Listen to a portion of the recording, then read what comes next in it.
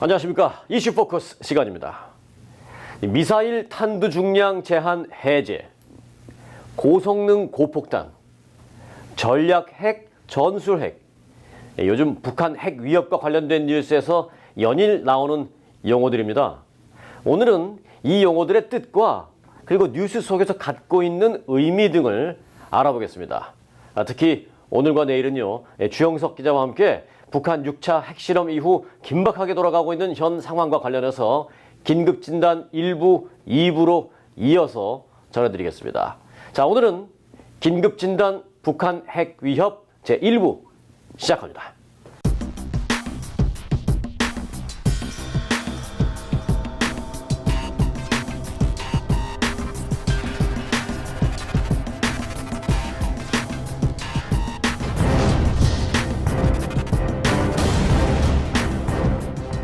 자, 주영석 기자 함께했습니다. 안녕하세요. 안녕하십니까. 네, 지난 주말 이후에 상당히 급박하게 돌아가고 있는데 그렇습니다. 우선 뭐 어제 오늘 계속 뉴스가 된 게 한국의 미사일 탄두 중량을 제한되어 있던 것을 이제 풀어주겠다.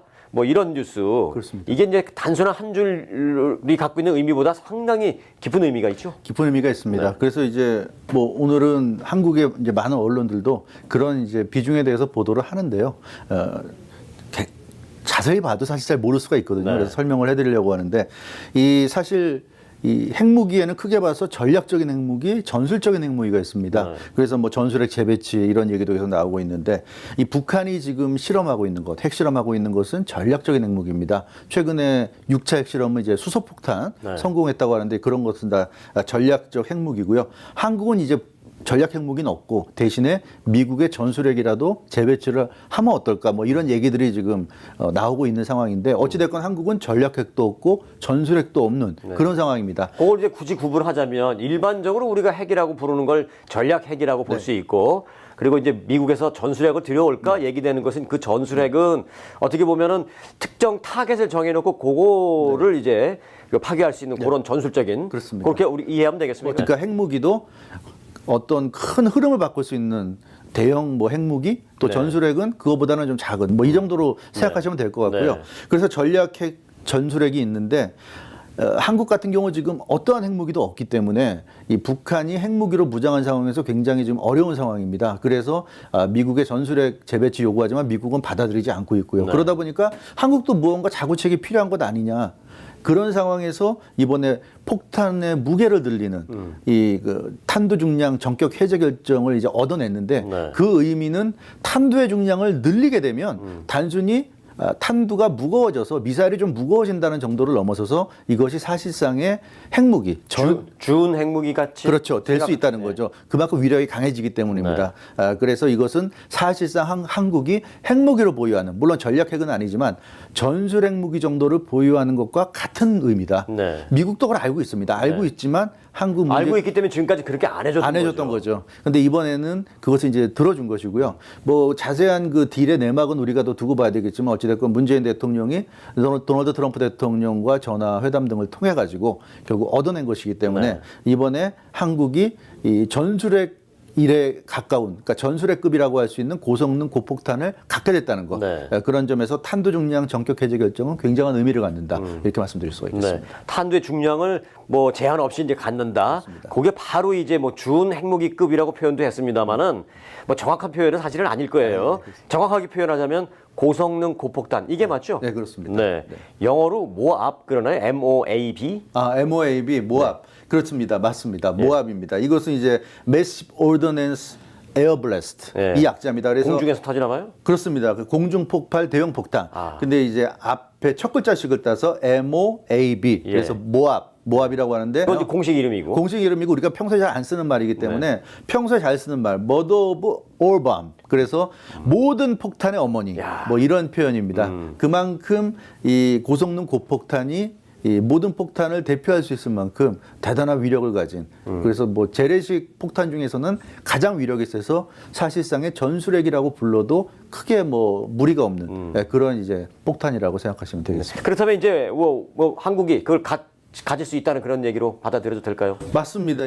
이제부터는 한국이 한국의 의지대로 이런 그 강력한 미사일을 폭탄을 개발할 수 있게 됐다는 것이고요. 이 모압의 특징은 전술핵과 유사하지만 다른 것이 크게 다른 것이 하나 있죠. 네. 방사능이 없다는 거죠. 아, 왜냐하면 이게 원자폭탄이 아니기 때문에 그러네요. 원자끼리 충돌해서 일어나는 그런 그 에너지로 만들어진 폭탄이 아니라 일반 폭탄이기 때문에 위력은 비슷하지만 전술핵과 위력은 비슷하지만 전술핵은 방사능이라는 엄청난 그 후유증이 남게 되는데 이것은 방사능은 없단 말이에요. 네. 그렇기 때문에 오히려 실전에서는 이 모압이 더 유용하다. 네. 왜냐하면 아무리 국제사회에 눈치 볼 필요도 없는 거예요. 바로 그 점이죠. 그래서 어떠한 경우에도 핵무기는 사용할 수 없고요. 사용하게 되면 국제사회 지탄을 받는 것. 그게 국제사회 규범입니다. 네, 그렇기 때문에 핵무기는 실전에서 사용하는 무기라기보단 보유 자체가 무기가 그렇죠. 되는 이제 네, 그런 네. 의미인데 이 모압 같은 경우는 실전에서 사용할 수 있는 무기죠. 그러니까 실전에서 사용할 수 있는 무기 중에서는 가장 강력한 무기가 이 모압이라고 생각하시면 네. 되겠습니다. 그런 차원에서 한국이 이 모압을 가질 수 있게 됐다는 건 굉장히 큰 의미가 있다.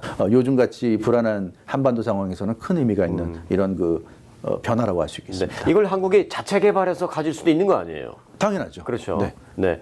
자, 그런데 뭐 시간적인 부분이나 이런 게 과연 이런 고성능 고폭탄 모압 이게 이제 과연 북한을 우리가 실질적으로 좀 위협할 수 있고 우리의 힘이 돼줄 수 있는 그런 정도로 유용하게 지금 당장 가능한 겁니까? 사실은 물론 그 내용은 우리가 정확히 모르죠. 왜냐하면 뭐 국방부, 한국 국방부라든가 한국 정부가 그런 자세한 내용까지는 발표 안 했기 때문에 사실 공식적으로 우리가 그렇다 아니다라고 말할 수는 없지만 지금까지 여러 정황을 볼 때 그리고 한국이 그 현무 로켓 기술이 굉장히 발달했습니다. 네. 그래서 현무 2A, 2B, 2C 해서 현무 미사일 시리즈가 굉장히 많이 지금 발달했는데 이 현무 로켓 기술이 모압 기술과 더해지면 엄청난 위력을 발휘하는 지금 말씀드렸던 전술핵 준하는 그런 이제 무기가 되는데 전문가들, 뭐 군사 전문가들 이런 그러니까 비공식적인 견해는 한국이 사실상 마음만 먹으면 그러니까 미국이 그동안 반대해서 못했던 것이고 미국이 이제는 그 동의를 해줬기 때문에 지금 바로 아마 그런 그 미사일을 갖는 것은 문제가 없을 것이다. 그러니까 한국이 기술적으로는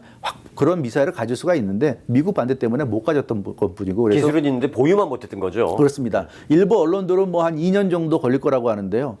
그것은 공식적으로는 뭐 그렇게 얘기가 나올지 모르겠지만 실질적으로는 한국이 필요하다면 당장이라도 아마 만들어서 사용할 수 있지 않을까. 만약에 북한의 어떤 도발이라든가 심상치 않은 상황이 발생한다면 한국이 지금이라도 사용할 수 있지 않을까. 네. 그렇게 비공식적으로 전문가들은 지금 보고 있는 상황입니다. 바로 이제 그 부분이 제가 이제 주시했던 부분인데 북한이 조금이라도 위협적인 그 상황이 됐을 때 우리도 직접 북한에게 대응할 수 있는 정도의 어떤 그런 지금 말씀해 주신 고성능 고폭탄 그렇죠. 이런 게 있다면 소위 말하는 코리아 패싱도 없을 수 있잖아요. 그렇습니다. 이제 북한은 지금 한국은 사실 의미가 없다. 어차피 한미 동맹 때문에 한국은 모든 뭐 면에서 미국과 협의를 해야 되고 결국 미국의 최종적인 발언권을 갖고 있기 때문에 한국과 못할 얘기 아니야. 한국 해봐야 결국 그 뒤에 미국과 얘기를 해야 되니까. 그리고 군사적으로도 미국은 무섭지만 한국은 아직은 별로라고 그렇죠. 생각할 수도 있고요. 그러니까 북한 입장에서는 어차피 한 단계 거쳐야 되니까 귀찮을 뿐이니까 한국 안 거치고 최종 결정권자인 미국과 바로 딜하겠다. 이게 이제 북한의 기본 전략이었고 그런데 한국이 이번에 이런 그 모압을 이제 사실상 가질 수 있게 됐고 말씀드린 대로 전술 핵무기에 준하는 그런 강력한 이제 미사일을 갖게 됐고 그래서 북한도 이제는 한국을 무시할 수 없게 됐다. 그래서 북한이 한국을 상대적으로 좀 얕봤다고 한다면 이제는 한국을 그런 식으로 보기 어렵다. 왜냐하면 북한이 한국을 상대로 어떤 직접적인 도발을 하는 그런 징후가 보인다면 문재인 대통령이 지금 밝히고 있듯이 좌시하지 않겠다는 거거든요. 그래서 필요하다면 한국이 북한을 강타할 수 있는데 예전 같으면 북한을 실제로 향해서 미사일을 쏜다 하더라도 북한한테 괴멸적인 타격을 주긴 어려웠습니다. 어려웠는데 지금은 그것이 아니라 실제로 한국이 괴멸적인 타격을 줄 수 있기 때문에 북한도 이제는 한국도 그렇게 쉽게 생각할 수 없게 됐다는 점. 그거 자체가 지금 이 불투명한 한반도 상황에서는 아주 중요한 의미고 그만큼의 어떤 북한에 대한 억지력을 한국이 가졌다는 점. 그러니까 북한이 활동이 불안해질 때 한국은 미국한테 요청하는 것밖에 없었는데 이제는 한국이 자신들의 힘으로 최소한의 어떤 무력적인 그런 그 행동을 할 수 있게 됐다는 점은 굉장한 그 차이점이라고 할 수가 있겠습니다. 단순히 미사일 탄두 중량 제한에서 해제됐다라는 거 한 줄이 아니라 그 속에 들어있는 의미가 여러 가지죠. 여러 가지죠. 한국은 전술핵급의 무기를 가진 겁니다. 이제. 네. 그리고 플러스 알파가 있잖아요. 또 이번에 최첨단 미국의 무기를 한국에 팔기로 결정을 했잖아요. 미국이. 맞습니다. 그래서 이게 이 모압이라는 것은 한국이 개발할 수도 있고 또 미국의 모압 그런 미사일 무기들을 들여올 수도 있거든요. 네. 그러니까 두 가지 다 가능해진 겁니다. 그러니까 한국이 만들 수도 있고 미국 걸 들여올 수도 있는데 이번에 미국 걸 들여오는 것도 좀 합의가 된 것으로 전해지니까 결국 한국은 유사시에 언제든지 북한을 상대로 쏘아 올릴 수 있는 강력한 핵무기에 준하는 그런 위력적인 미사일들을 이제 확보하게 됐다는 점에서 이번에 그 최첨단 이런 그 미사일을 들여오게 된 것도 굉장한 의미가 있고요. 더해서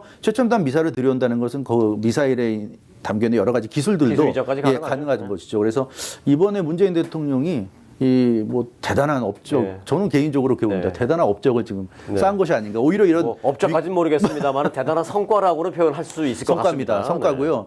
오히려 이렇게 어려운 상황에서 뭐 어떻게 해야 될지 모르고 우왕좌왕하는 것이 아니라 네. 냉정하게 한국이 얻어낼 수 있는 최대한을 얻어냈다는 점에서 네.